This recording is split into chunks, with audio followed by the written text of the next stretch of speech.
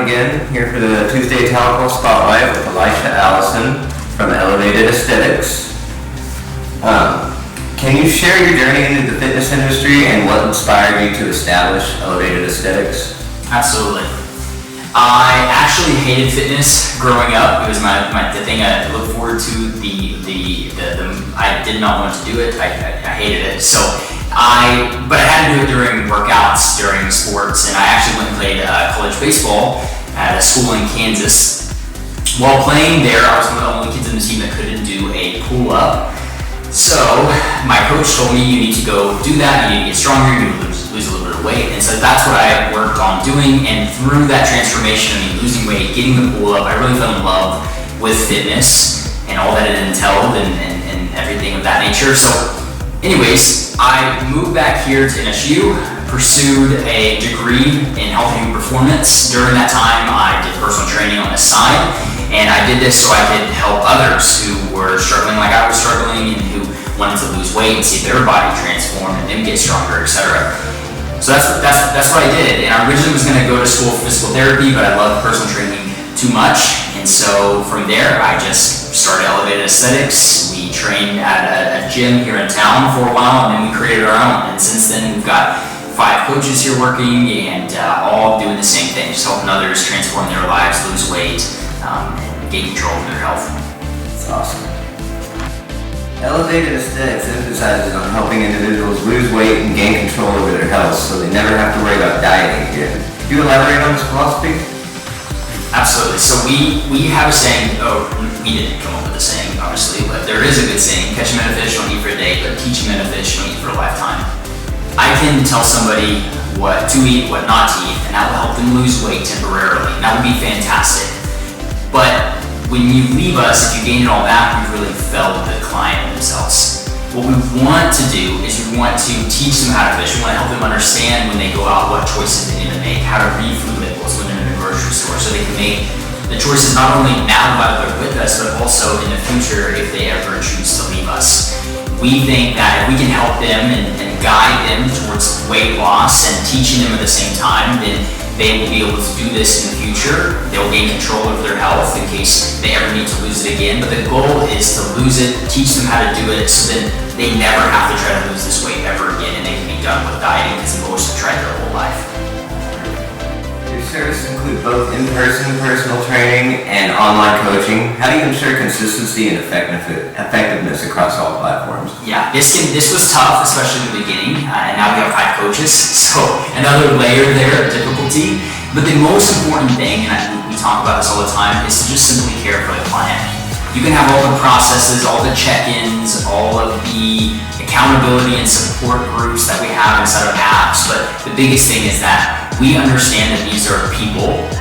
And I know that sounds crazy, but it's very easy to just get caught up in the process and how we check in with people, and we forget that these are people on the other side. And if we can truly care about the client, truly care about the customer, then they're going to get amazing results, and we're going to show good quality service in that manner. So we have to understand that these are people who have real struggles in their life, have a life outside of the gym, have kids, have a husband, have a wife that they have to cater towards at times. So there's a lot of nuances there, but if we can have compassion for them, if we can care for them, then our service will be taken care of across the board. So that's the main thing. And obviously we have processes like with the online, we have weekly or bi-weekly calls, we have weekly check-ins, we have weekly group calls with everybody in the program. Face-to-face, they show up and they see a coach all the time, or how many times they choose. And then we have the gym now. So in the gym, we can see them, they can ask us questions and back and forth. And so we can maintain that consistency with first and foremost caring about the client, but then also with our processes of our check-ins and our accountability groups as well. So accountability and understanding really pulls it all together. Absolutely. While you primarily assist fitness beginners aiming for weight loss, you've expanded to help those looking to gain muscle and strength. How do you tailor your programs to accommodate these diverse goals? It's, again, another layer, so it can be difficult. I would say I put it more on the new coaches that we've hired. So myself, I am not an expert when it comes to gaining muscle and to powerlifting, to be honest with you. But the guys that I've hired, the coaches that I've hired, That's what they are really good at, passionate about, they love, and they help me create the program to do that. So really it's not me having to tailor that program for them. It's, hey, these guys have done it themselves. These girls, these coaches have done it themselves. How have you done that? How can we put this into something that's repeatable for all of our clients? So that's how we really tailor the program, if that makes sense. It's not all on my back. We have other brains that are working on this on the back end, and we find what they were able to do, how they were able to help others succeed, and every time we work with the client, we're able to fix something and to create something and make it better for the next one. So that, I guess, hopefully that answers your question. I mean, that is that we could go a whole, quite some time trying to answer that. Right, you gotta kind of round table it and have a mastermind session. Really Exactly. Get the program how you like it. Yeah, absolutely.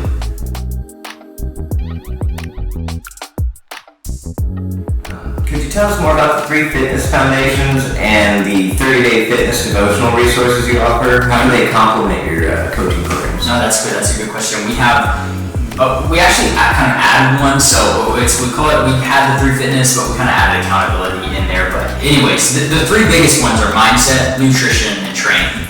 And we believe that all 3 have to go together. Meaning I can give you the perfect nutrition and training plan, but if your mindset, if we don't fix what's going on between your ears, if it's not taken care of, you will not follow it. Right? So we give an analogy, like imagine we have a beaten up truck, we have a new Lamborghini. We don't take the old truck's engine out and put it in the new Lamborghini. It's just not going to run. Right? And so what we have to do is we have to fix your engine, we have to fix your mindset, and the nutrition training, it's really easy. Nutrition, obviously everybody knows that that's important when it comes to dieting. That is something that we're very, very passionate on teaching others about, and we basically don't want to find like the perfect diet for a client. And I know that sounds weird, but we want to find something they can stick to, that they can enjoy, they can fit their favorite foods in. And then training, that foundation is their workouts, it is their exercise selection out there. There's a lot that goes in that, but the most important thing is to find something that they love, they enjoy, and that they can stick to. So those are the 3 fitness foundations, just to explain what they are, and they all have to kind of come in combination. You can't have one without the other, or you're not going to be able to be as successful as you could. Now, the devotion is inviting God into your health. I think a lot of times we invite God into our health and to other areas of our life. Help us with our finances, help us with this issue that we're dealing with. We don't invite Him into helping us with maybe struggling overeating with food and things of that nature. So the 30-day fitness devotional is just about inviting God into your health, helping or allowing Him to help you with those 3 foundations: mindset, nutrition, and training, when it comes to creating something that will last forever. Very unique aspect to your training program. Yeah, thank you. Very good. Thanks. Being based in Tahlequah, how has the local community influenced your business, and in what ways do you give back or engage with the community? That's it, yeah. As far as how it's impacted it, I think people, they want a lot of help with their health here in Tahlequah. They just don't know how to do it on their own. So we have a lot of people who are very, very open to new ideas when it comes to health, which is really, really cool. And I think that sometimes I've talked to people in other cities, and it doesn't always seem like the case, or from fitness coaches in other cities. So Tahlequah is very, very welcoming to us in terms of, when we started this gym, we had a lot of people give us a lot of support. We also had a lot of people come in just interested in what we do because of that. And then how we give back. We're part of the chamber there. We really are involved a lot with our local church. So my wife and I know some of my coaches are involved in our local church, just doing outreaches and things like that. So that is how we're involved, I guess, in Tahlequah itself, on the community level. Your website features testimonials from clients like Ed McKimball and Francis. Could you share more about their journeys and how elevated aesthetics played a role in their transformation? Yeah, sure. Again, these are all could be very long-winded questions, so I'll try to shorten it. But obviously, you're in real estate. So she was super busy, and she needed help figuring out how to overcome her health and fitness goals while being very, very busy, being on the go, being a realtor. So we stepped in and we helped her figure out what she can beat when she's on the road. She's already got such a good mindset, but really just keeping her accountable to those things helped her, but she was able to lose about 90 pounds with it. She's been with us for about 8 years. So that's kind of like, in a nutshell, her journey. And then Frances, a teacher, I don't know where she's teaching at now. I was going to say Locust Grove, but anyway, she was a teacher, so she had to figure out how to meal prep, how to figure out how to work her schedule around the kids that she was having to take care of. And so we were able to meet her where she was at and figure out, hey, here's what you can meal prep that's quick. And she wanted to build a lot of muscle, so we helped her a lot when it came to muscle strength, muscle and building her muscle, things of that nature. And she lost about 75 pounds with us in about a year. So those are those two that just wrapped up in a nutshell. So really what we did is we just focused on those three things: mindset, nutrition, and training.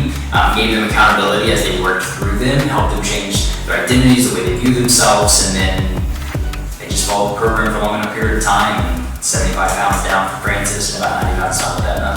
That's some very good testimonials. Thank you. Appreciate it.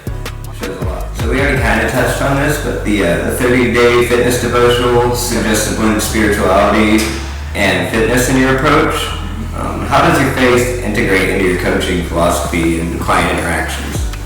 Yeah, that's a good question as well. You know, we should love our neighbor as ourselves, and it kind of goes back to how do we make sure to take care of a client. It's by truly loving that person. And I think that my faith is about serving others, and I think that this is a perfect opportunity to do that, and to also for those who are stepping in the door and never have felt the love and peace of Jesus Christ, we can share that with them, because when they're out there on the floor, they're stuck with us 30 minutes or an hour. So we have plenty of time to do that, but also just serving that client, loving that client, because that's what we're called to do. Let's love our neighbors as ourselves. So we understand that, and we can put ourselves in their shoes, because most of us have been there. I know that you're struggling. I love you enough to help you get back on track when you're doing bad, and to also care for you and encourage you when you're doing really good. So my faith comes in when it comes to just caring for that client, making sure that they have heard the gospel, and that we can continue to serve them, loving them as we love ourselves. What are your aspirations for the future of Elevated Aesthetics, both in terms of services offered and community impact?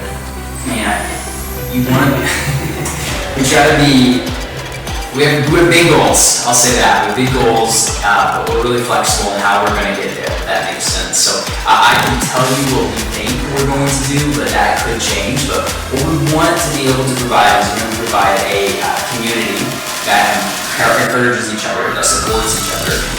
We want to have events that clients come to, they feel like they're part of a family, they really just enjoy and thrive together. We have our personal training studio here. It's private just for our clients. In the future, we'd like to continue to add on to that, bring on more coaches, maybe even have a section that is public where we can do gym memberships. We're building a walking trail right now to include walking, include some time where you're not just on a treadmill, but you're also outdoors. And maybe putting in some things like pickleball courts, things of that nature. So again, all of that stuff is like big goals that we want to have, but we don't, not in the works just yet, just in our minds. And then as far as community, again, it's just, personal training can sometimes feel like it's just you and a coach, and we want to be able to provide a community aspect to that. So doing events, like we have an awards banquet that we're going to be putting on for our clients in the next month or so, that we can celebrate their success, they can encourage each other during that time, and we can enjoy healthy food and be good fellowship as well. So.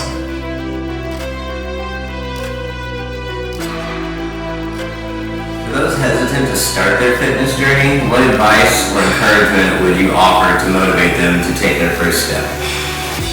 No one is going to care more about your health than you. They will say it, right? But you have to truly have a desire. And I know that can be tough because it's not fun sometimes, but you have to really think about, what does life look like if I don't take control of my health? What does life look like if I do take control of my health?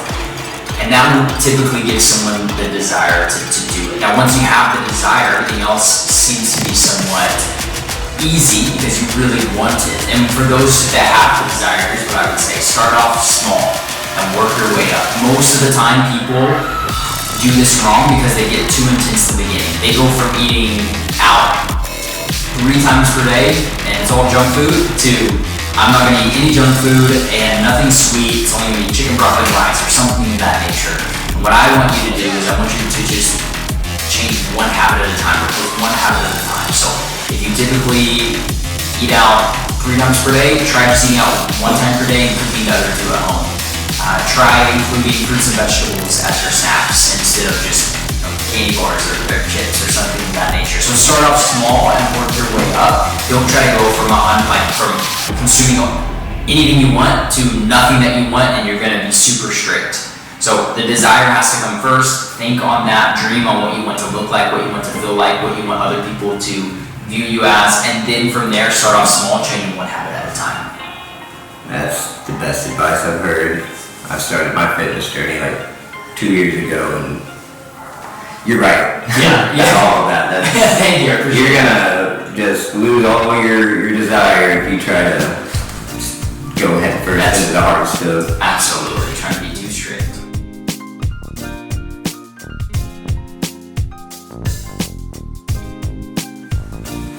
Here's a new segment called the Significant 7. It's just quick, more personal one-on-one questions here. What's one piece of advice you would give your younger self? I think about this a lot actually. I do this regularly. We always know what to do. We're just really bad at taking our own advice. So I actually do what's called like the Solomon's principle. So I'll try to give my old younger self advice. So I try to act like I'm my old self talking to my new self. So anyways, this is something that I think about a lot. But what advice would I give my younger self? I would say to give yourself a little bit of grace with what you're trying to build. I mean, obviously it's nice being able to look back. I would tell them that you can never connect the dots looking forward, only looking back will you be able to do that. So give yourself some grace. If you mess up, that's okay, you're just gonna learn from it. Don't beat yourself down. Yeah, don't beat yourself down. And I know that's very, very simple, but in the moment it's very tough. And I find myself doing that to myself now. So if I could go back, I would tell him everything's going to work out. Just continue to work really hard, give yourself a little bit of grace. And that's really what I would tell him in a nutshell. I think my younger self would have really had a sigh of relief from that. Could use that. Yes, absolutely. Right. Yeah. If you could have lunch with anyone, past, present, who would it be? Anyone, past or present? I really, well gosh, Jesus, if we're talking past, Jesus Christ would be somebody I'd love to sit down with, right? But let's see, I guess if we're talking present, I have somebody that I really look up to when it comes to like business, and I've learned a lot from him. This guy named Alex from Rosie.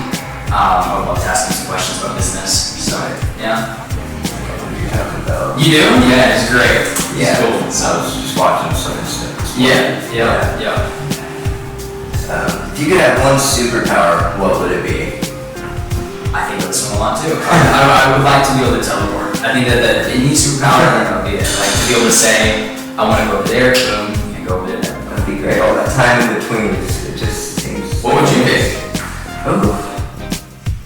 I'd like to fly. Like to fly? I like heights. I'm not a heights guy, so just like, I want to be somewhere. Alright. If you had to describe yourself or your business in 3 words, what would they be? If I had to describe myself and my business in 3 words, what would they be? They would be hard work. That's 2 words, but hardworking, and it's myself and my business. Discipline, because that obviously is included in my business. And then, man, 3 words to summarize all of them. Hard to compact it. It's hard to come back to them, yeah, I know. So, hardworking, disciplined, and then loving. I know that sounds kind of weird, but I think that you have to love others in order to serve others. Brought a big love aspect into your gym here. I think that's fantastic. Thank you. That's what a lot of people need to really keep up the transformation. Yeah. I think that's really good what you've done with that. Thank you. If you weren't in your current profession, what do you think you'd be doing? I really like tech, so like coding would be cool, but AI is, I don't know if it's going to do well with that. I I would probably just do sales though. I really like sales. Having that conversation with somebody about where they're at, where they want to be, and then figuring out what's stopping them. I think that's what I would continue to do with sales though. Yeah. So you didn't get too far off. No, not too overall. That's right. What's a fun fact about you that most people don't know? Fun fact. I used to do gymnastics and tumbling. Yeah, so I cheered for a while. Maybe if you were in that realm, you knew that, but a lot of people didn't know that. So I like to do flips. And unfortunately, I fractured my shin a lot doing that, so I don't get to do that anymore. Yeah. Injuries will do that. Injuries will do that, for sure. If you could instantly master any skill, what would it be?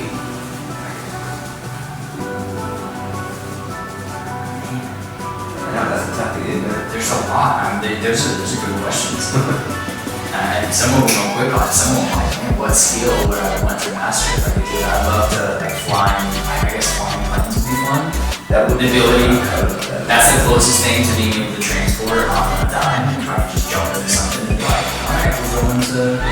So that is a skill.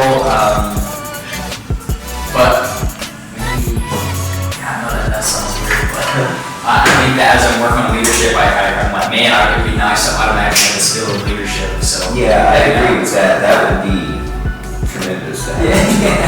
Show up. I know. Yeah.